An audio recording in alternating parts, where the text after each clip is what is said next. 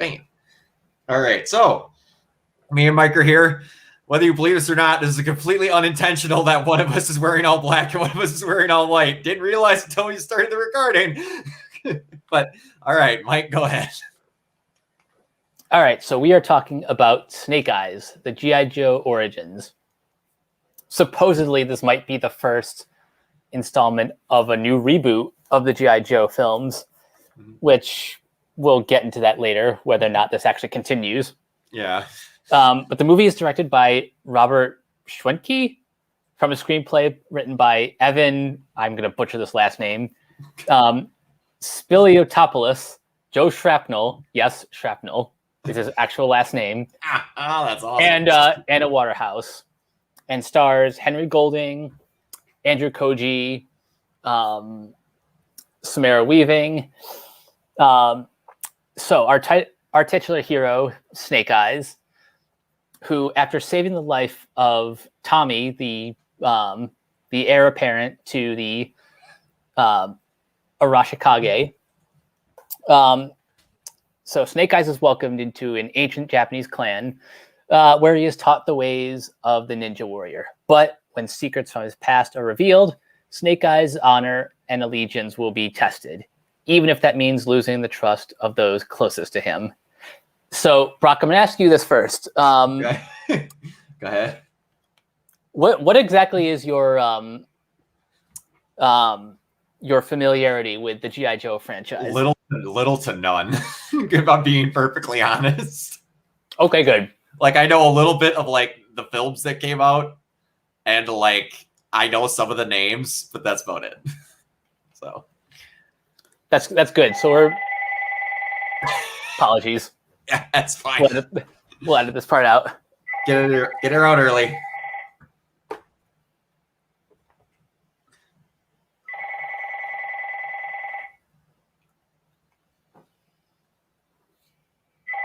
Hold on, I have to take this. No, that's fine. Go ahead. Hello?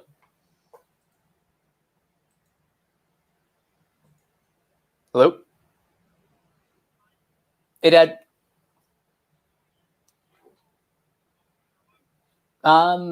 Yeah, they're here.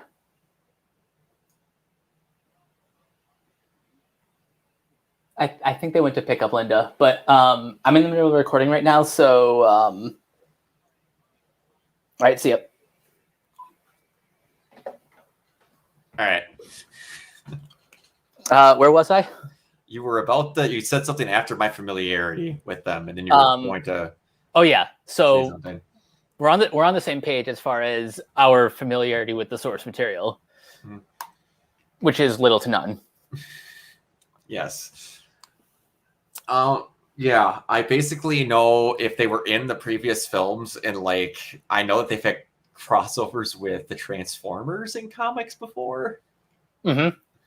And those of you that don't know, Hasbro is basically kind of went, we're gonna have people make our movies now, and like they bought the Power Rangers rights and like a bunch of other stuff so that they can make stuff. This is all Hasbro stuff, from my knowledge. That was part of that whole big deal, right?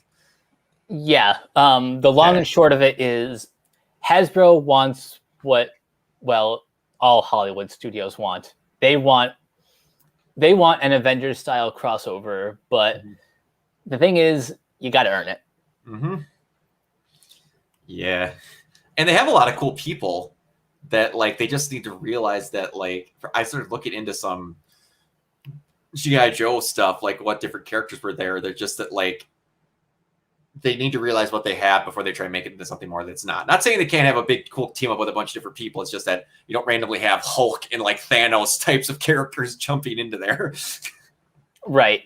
Yeah, this could be a lot more street level version of like giant Avengers films. That being said, for this movie being the first of a, I guess a new G.I. Joe reboot. Well, first of all, let's start at the very beginning. Just your overall thoughts as a film. I will say that I liked it, but man, it felt like for a good 75% of it, it was in a hurry to go nowhere.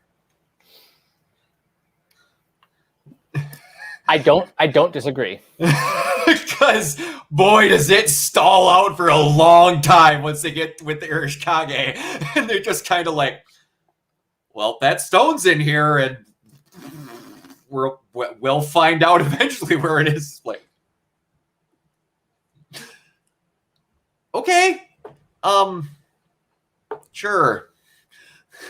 I weirdly feel like this movie didn't need to be a full-length movie, but I also, part of me feels like it should have been 2 movies. And I'll explain that as we get along further. Like, I wish they would have handled this differently, but your thoughts on it? On the whole, I liked it. I think most of my enjoyment comes from our 2 leads.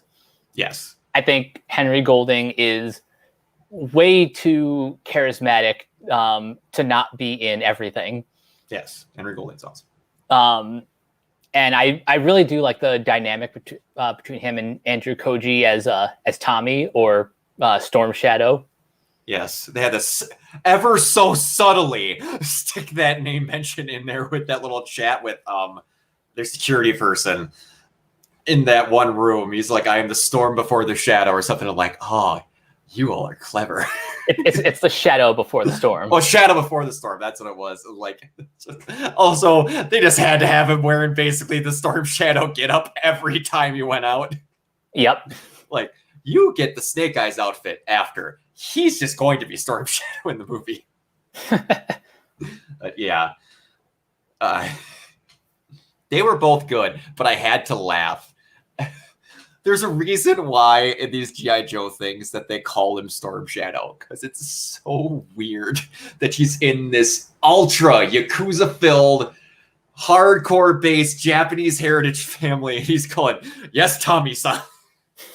He has one of the most American names ever. And the guy who was with me, my roommate, was like, I looked up a little bit, so like I knew this what his name was. He's like, is his name really Tommy? I'm like, yeah, his name is really Tommy. He's like, that's really weird. I'm like, I know. Just roll with it. It's G.I. Joe. I mean, one thing I do kind of appreciate about the movie is, for better or for worse, it does kind of feel like an 80s throwback. It does. Like in my Letterboxd review, I basically called this Point Break, but with ninjas.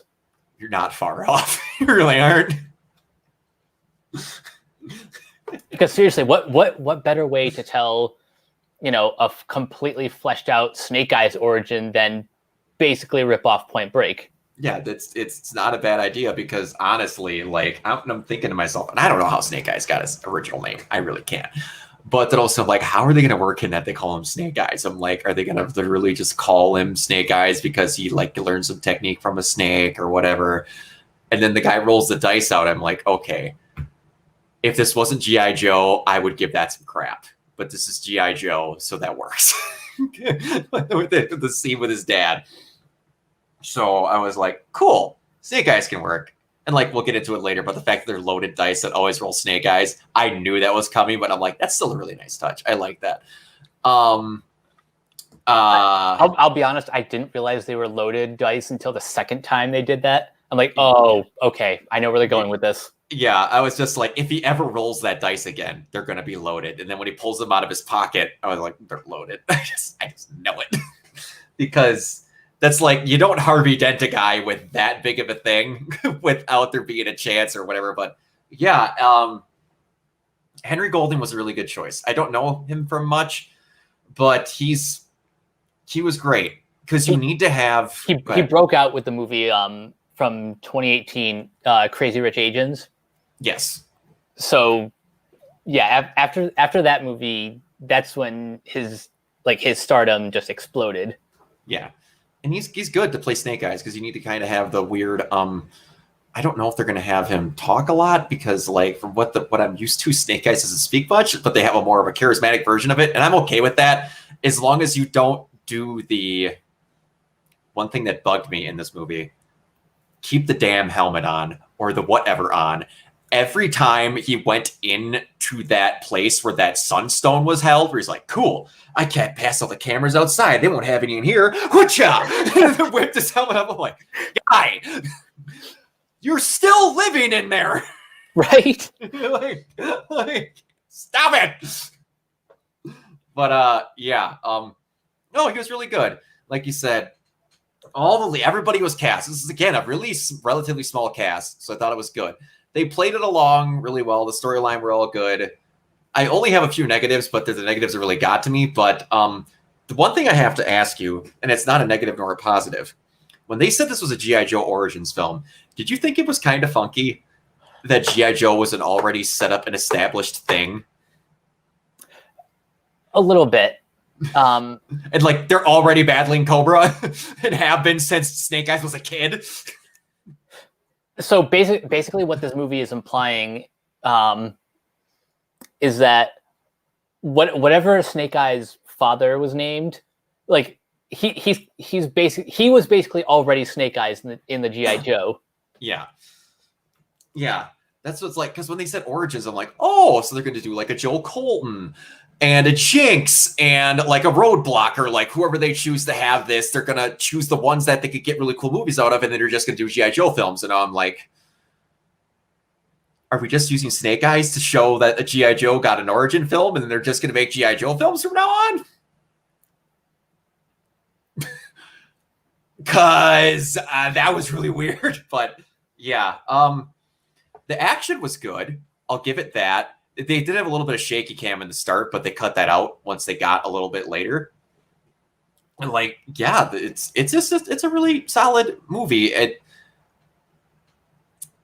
was really solid. It wasn't what I was expecting it whatsoever, but it was solid. About the action and the shaky cam, I agree. It does get better as the movie progresses, but I think in general, the one thing I don't have a problem with is the actual choreography. They got I can't remember his name off the top of my head, but he was the fight choreographer for the live action Rurouni Kenshin movies, and those what I've heard are like amazing. Huh, nice. So it's not the choreography that most people have a problem with. It's the editing. Yeah. And I think it is at its worst in the fight scene at the docks, where it really is just like, the Jason Bourne quick cut style. Yeah. That dock scene had one of the most unintentional laugh fits I've ever had in my entire life. When the Yakuza catch up to Snake Eyes and Tommy on the dock, and they get in that truck and they stab the 8 billion katanas into that cab. Mm-hmm. Oh, I was dying. I couldn't help myself. And then when you find out later that they were intentionally not trying to stab Tommy and just barely nick Snake Eyes, I'm like, what if Tommy moves unintentionally? Yeah, if you move any wrong way, you're done. You're done. So that scene got 1,000 times funnier when I learned that detail later on. Oh man. But yeah, this is a good way to like, the weird part is this is a 2-hour long movie where very little happens in it, but they told the story that they wanted to tell. So it's kind of weird to go into scene by scene with what happened. So like, okay. Mostly with G.I. Joe films, from what I know and what I know with G.I. Joe, they don't have super, like, give or take. I did mention that I know there's comic books where they have crossovers with the Transformers, but I wasn't expecting mythical pyrokinesis stone to be the MacGuffin of the film. I have no idea where that comes from. Like I'm very unfamiliar with the G.I. Joe's mythology, so I don't know if that was something made up for the movie or maybe something like mentioned in passing in like the comics. But yeah, that was it was just like spectacular enough for a a third act battle. Yeah. But certainly unexpected for a movie that was primarily Yakuza versus ninjas. And primarily not supernatural. Right. The suns, and I'm fine if they do this stuff. If they want to add a little bit of extra whatever, I have no issues with that, because again, these are bigger than life. These are fake things. They're going to do whatever's. Like, it was Sunstone and the 3 giant snakes that came out. Like, they don't eat the pure, they don't eat the pure of heart. And I'm like, and then they're like, giant snakes are not that uncommon. Excuse me? Those aren't giant. Those are mythical. And I like the idea. Where else are you going to get the snake, whatever? And it was a good thing to tie in with later on, where I'm like, at some point, that dude's getting thrown in that snake pit, and all of a sudden it's going to be like, I am no longer impure. So that was a really nice touch. But yeah, I thought there was just going to be a giant sword battle, and the last thing was going to end up being Snake Eyes versus Storm Shadow. And then neither of them were going to win. Like, it would have been probably a 3-way fight between them, Kenta, and then it would have just resolved from there, or Kenta got away, or one of them killed him, and it was just left to those two. And then they just got separate, and then Tommy would have ran off. But it was handled differently than I expected, and that's fine. Just, yeah. I think here's the thing. No matter what, they had to end with Tommy running off, because that's just how the story goes. But I will agree in that how they get there was a little rocky.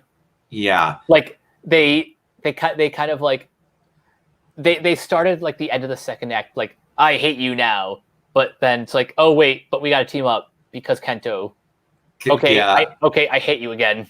Yeah, I hate you again. And oh, my family's going to disgrace me because I used the stone once. I am out of the lineage. I can't be a part of the Urashikage. I'm just done. Because I used it once. And we're going to completely forgive Snake Eyes because he stole the thing and gave it to Cobra.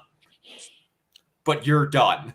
Because one ancient rule said we can't use the stone. That was the point of the film where I'm like, are you fucking kidding me? Hypocrisy much? Yeah! I was like, he was saving your village! And he was in a very bad mood. Once it was restored, talk to him, see if he's still a little bit off kilter, and then go from there. And it's like, this is the point where I get with we should have chopped like an hour off of this film or made it 2 films. And what I mean by making it 2 films is where they don't have the Baroness show up yet. I was incredibly shocked that the Baroness showed up in this film. Because Baroness, to my knowledge, is like Cobra Commander's number 1, and like a half of a step below is the Baroness. That's how my understanding of the Cobra Command, like, higher ups are. So I was like, okay, the second biggest character in all of Cobra's forces is just here. And then I was like, okay, so we're establishing Cobra's pretty well done. It's just that they're not, what I want to say, they're not well known. They're kind of like Hydra. Yeah, they're still in the shadows, but they're established. They're established to only really bad criminal organizations know about them. And I mean Hydra when they come back in later sections of Marvel, where I was like, I don't know if this would have been better handled, and hear me out here, to where they take care of Kenta, and they drive off the Baroness. They handle the situation with the stone like he does not give them the stone. That still kind of bugs me. Like, he found out like that they're a super secret terrorist organization. Goes like, I don't work for you, but we have your dad's killer still. Okay. There's multiple times where he's like, no, that wasn't our deal, but we have dice. All right, I'll be right back. Hold on. You work for terrorists? No deal. But we found your dad's killer. Hold on. I bet there will be a bunch of memes of that now. Like, It's like I didn't ask for pepperoni. Wait, you have my dad. Exactly. So where it was like, I wish that whole middle chunk of this film was handled differently. But like, if it got to a second film where they figured out stuff differently with Kenta, and then like Storm Shadow and Snake Eyes were still a little rocky, but they're like, all right, we had a misunderstanding, but we're good. We're gonna work this out, but we're good. And then when they get to the G.I. Joe film, when they establish Joe's a little bit more, and then like that, like something happens where someone comes back for something else, or like something happens in Japan and the Urashikage are called to help deal with it. And then it's Joe's fighting with Cobra over some issue. And then Snake Eyes, much to the behest of Storm Shadow, chooses to help the Joes in what they're doing. And then Storm Shadow is the only one that agrees with Cobra. Like the Urashikage and everybody sided with Snake Eyes about that they should be helping the Joes because it's correct or whatever. And then like Storm Shadow's like, you can't just let them get away with something like that. They're trying to stop bad people. And then like they're like, however they presented it and how Storm Shadow saw it was completely wrong. And then during the middle of the G.I. Joe movie, that's when Storm Shadow is helping Cobra versus Snake Eyes and the Urashikage helping the Joes. And I was like, in my opinion, I think that might have worked a little bit better because like you said, they kind of just go, brah, at the end to make those two not like each other. Because it kind of seems like they're going to make just a bar standard G.I. Joe film next. Which, you know what, fine. Which it was just completely fine. That's why I'm like, maybe this would have worked a little bit better if they would have did that. I don't know. Because Snake Eyes, I like the character and he's redeemable, but they're having him track down Tommy as like his redeeming thing. Otherwise, Snake Eyes kind of really boned them at the end of that movie until he came back to help them.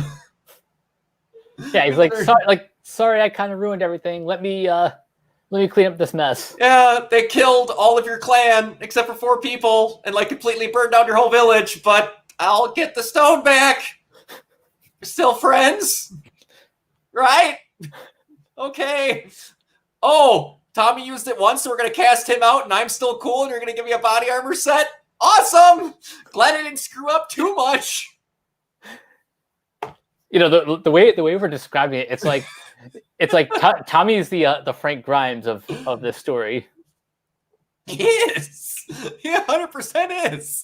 I'm just like, guys, 5-minute talk would have solved a lot at the end of this film. Because if you would have been like, hey, I'm going to take the stone. I am working for the Yakuza and Cobra. You want to find him? Give me the stone. You guys all surround him. Be ready to make the kill shot. I'll go in, get my dad's killer. We'll be aces. No, wait, we need to have a third act action scene and you need to not like me.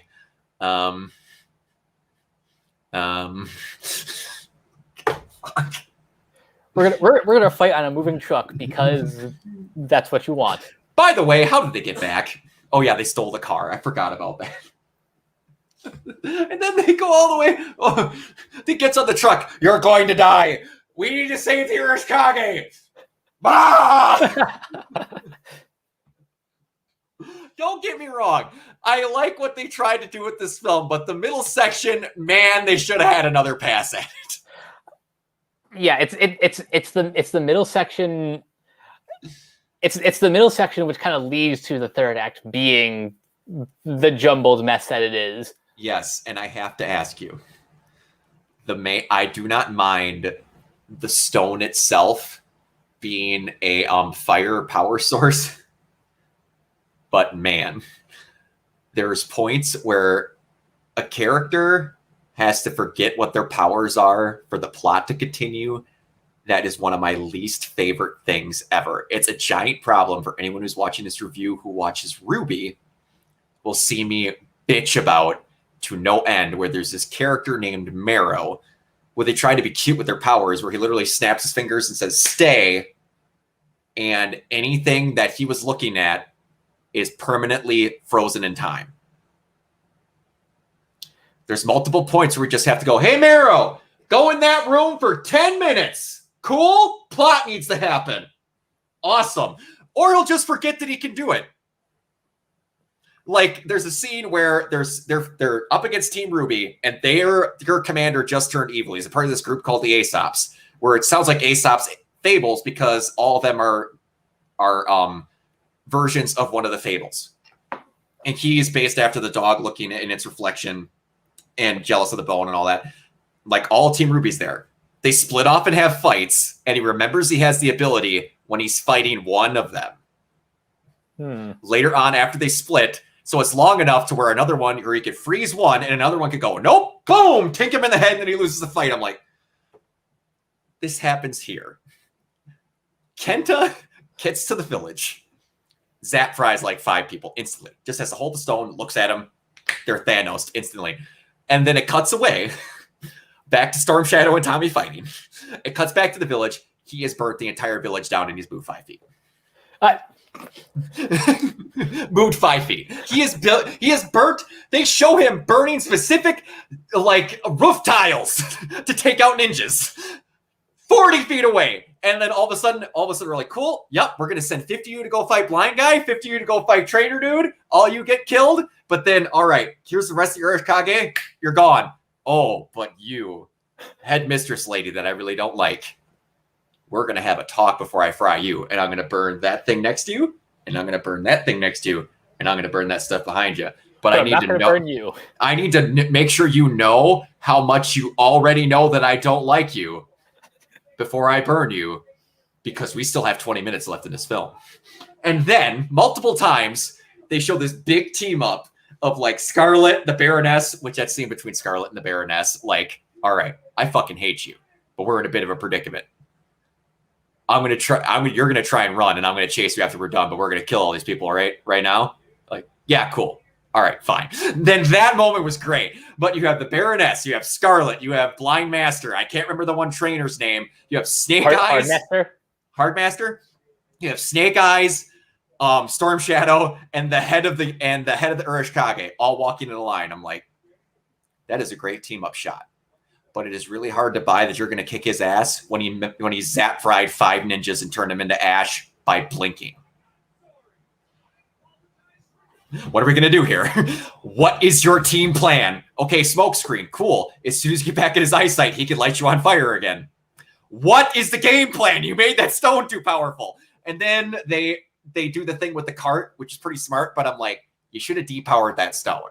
I mean, it makes him look like a threat, but it also made him look like a moron to make your heroes win at the end, and I hate that. I mean, that is one of the problems of having any sort of supernatural element in a movie about ninjas versus the Yakuza.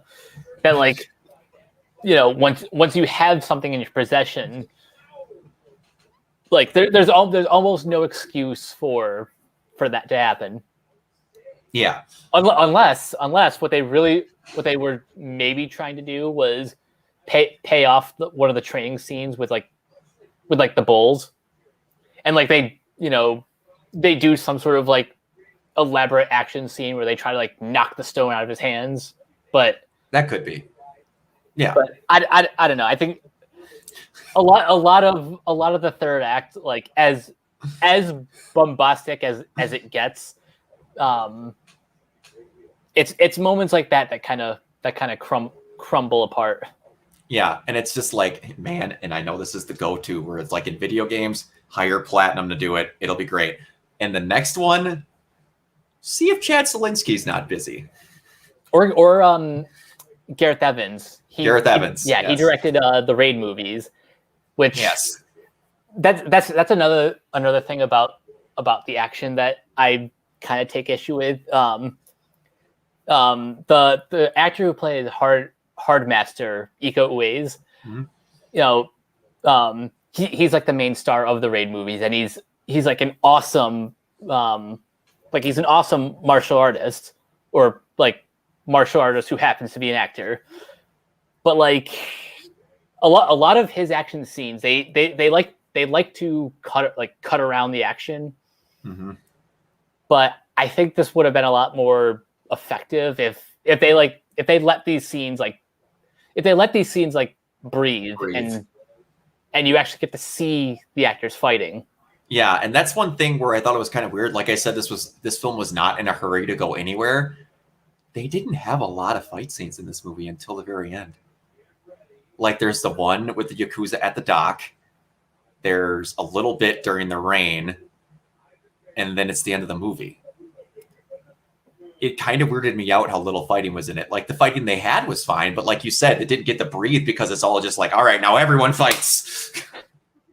Yeah, but it was weird. But yeah, again, we're sounding negative. Don't mean to sound negative. It was just fine. It's just that it had good parts that were handled kind of weirdly. Yeah, I think overall, I will say I did enjoy this movie. I don't know if I'll have time to rewatch it anytime soon, but I will gladly see more movies in this universe. Oh yeah, they could set up some cool stuff with Joe's as background. Like all of them have code names. Like Scarlet is just Scarlet, and then like they have good banter between themselves, so that's not a problem. And it's like you can get people that are no names to do this. You don't need to have like they had with The Rock and Channing Tatum and I can't think of her name.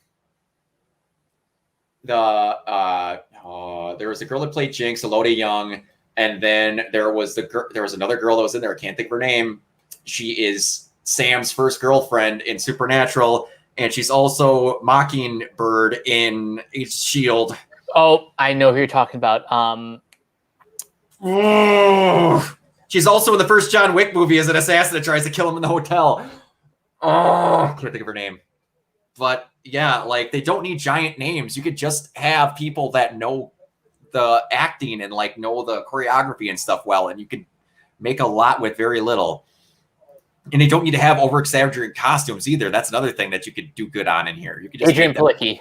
Adrian Palicki, thank you. Yes, she's awesome. I love her and everything she's in. She never does a bad job. But yeah, I guess this is a good opportunity to make a lot of money where you can stick the money into the right situations without needing big names. Yeah, and since these are primarily action movies, I would suggest actually getting people who are, actually proficient at directing action scenes. Your Chad Stahelski, your David Leitch, your I just said Gareth Evans. Yep. Or whoever is doing all of those like direct-to-video action movies with like Scott Adkins and that whole crew. Also, get Scott Adkins. Yeah, exactly. Exactly. Get Scott Adkins. Yes. Yeah, just get all of those people and put them in like actual major productions.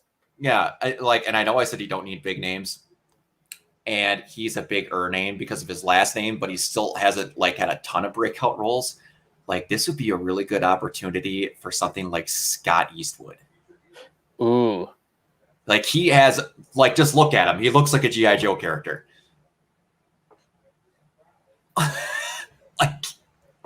He ain't gonna be Joe Colton, obviously, because that's normally portrayed as a somewhat older, more grizzled dude, but you don't need Bruce Willis to be Joe Colton. Right. Exactly. But yeah, I would be very open for more of this, where they could do these action movies and do good.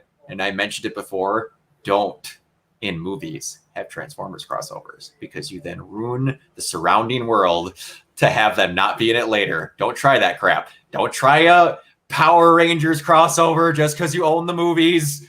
Don't. Keep G.I. Joe on its own. I mean, I wouldn't be opposed if it was like the 12th movie in this franchise, but I guess Transformers is kind of it needs to do its own work to, earn back its credibility. Yeah, and they're doing that slowly, which, dude, I don't think I could even imitate the noises I made when Beast Wars characters were going to be introduced to those Transformers movies. I squealed at a pitch that I don't think registers. So excited. That was my shit back when I was younger. Oh, that CGI animation looked like garbage, and I love it, and I still own all of it on DVD. Yeah, Oh. I am very, very excited for I forget even what it's called now, but It's yeah, I can't remember what it's called either, but they're getting Beast Wars characters in it. Yes. That didn't care that much about the title because it's not that big of a title. It's like it's War of something. I can't. Remember, I think it's like Rise of the Beasts. It's either Rise or War of the Beasts. I can't think of what it is. Rise of the Beasts. And it's Rise coming of out the Beasts. There we go. It's coming out June 24th, 2022. Nice. I'm so excited. Oh, and if you could get Peter Cullen to voice all of them, all of the Primals, do it. Have Peter Cullen talking to himself as Optimus Primal and Optimus Prime. You are printing money. I know only a few people are going to care about how cool of a moment that is, but I don't, or I will care. Other people won't care.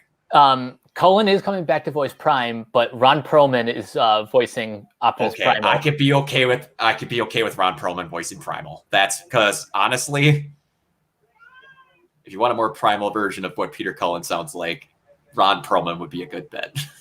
Yeah. Do you know what the plot synopsis of Beast Wars is? In the year 1994, two humans from Brooklyn partner with Optimus Prime and the Autobots as they come into an ancient conflict that ties in with three factions of Transformers. So it's the Autobots, the Terrorcons, and the Maximals. The Maximals. Okay, no, I was gonna see if you knew what the original one was, the old cartoon. I have like vague memories of the actual plot, like the actual of Beast Wars. They find the Ark like halfway through it, and like Optimus Prime and Megatron are asleep in it. Like they crashed on Earth however long ago, and then they ended up finding Earth as well. And there's like both of them are there. I'm like, that's not what I highly doubt that's how they're gonna do it, unless they flip them where the Primals were there first, and then the Prime got there. I feel like that's what they're going for. Because if like they're gonna do stuff like Dinobot or anything like that, they're gonna need to, which they probably turn out a lot better than the Dinobots that we got in the movies. If I'm being honest, they weren't great. But yeah, as long as it's people that care, like I can't think of his name that did Bumblebee, that was great. Bumblebee was directed by Travis Knight. He's the same guy that did Kubo and the Two Strings, right? Yep. Yes. And this one is directed by Stephen Cable Jr., who did Creed 2, and that movie's awesome. Oh, it's in good hands. I'm good with that. Okay. But anyway, back to Snake Eyes. I liked it. Could have been handled differently, but I liked it. Yeah. It's a solid recommendation. Yeah. If you like this genre of ninja action movies, then yeah, give this a watch. It won't be better than, more authentic movies from Japan. And they're definitely not better than the Raid movies, but it's a good time. Oh yeah, absolutely. And this is one thing I have to do because I've been having a couple of rants with some people about Mass Effect Andromeda recently about how I've not played it in like 4 years, but I played through the Mass Effect Legendary Edition and then got back to Andromeda, a game that got canceled faster than anything.